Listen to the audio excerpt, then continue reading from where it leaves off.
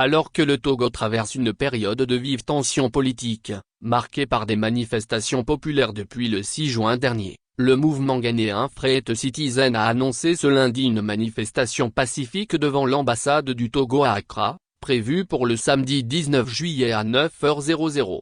Dans un communiqué officiel publié le 14 juillet, l'organisation citoyenne explique que cette initiative vise à exprimer sa solidarité avec le peuple togolais, qui subit une répression brutale alors qu'il réclame des réformes démocratiques. Le mouvement, connu au Ghana pour ses campagnes civiques non violentes, assure que cette mobilisation sera pacifique, légale et non perturbatrice. La police ghanéenne en a été formellement informée. Free Citizen invite à cette occasion la société civile, les groupes militants et la jeunesse ghanéenne à se joindre à ce rassemblement de soutien. Nous croyons fermement que tout ce qui touche l'Afrique nous concerne tous. Notre silence aujourd'hui pourrait nous coûter la paix demain, insiste le communiqué. Sur les réseaux sociaux, l'appel est relayé avec l'hashtag #ForumUsTogo, symbole de la contestation contre le président togolais Faure Gnassingbé.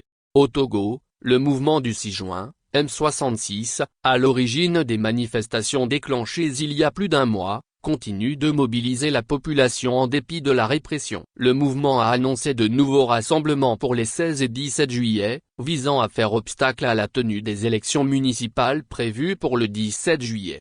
Les dernières manifestations organisées par le M66 les 26, 27 et 28 juin ont été violemment réprimées. Selon des organisations de la société civile togolaise, les affrontements ont causé la mort d'au moins 7 personnes. Des accusations d'enlèvement, de torture et d'exécution sommaire ont également été portées contre les forces de sécurité. Malgré l'annonce par les autorités togolaises de mandats d'arrêt internationaux contre plusieurs leaders du M66, le mouvement ne fléchit pas et maintient sa principale revendication, le retour à la Constitution de 1992 et l'instauration d'une véritable transition démocratique.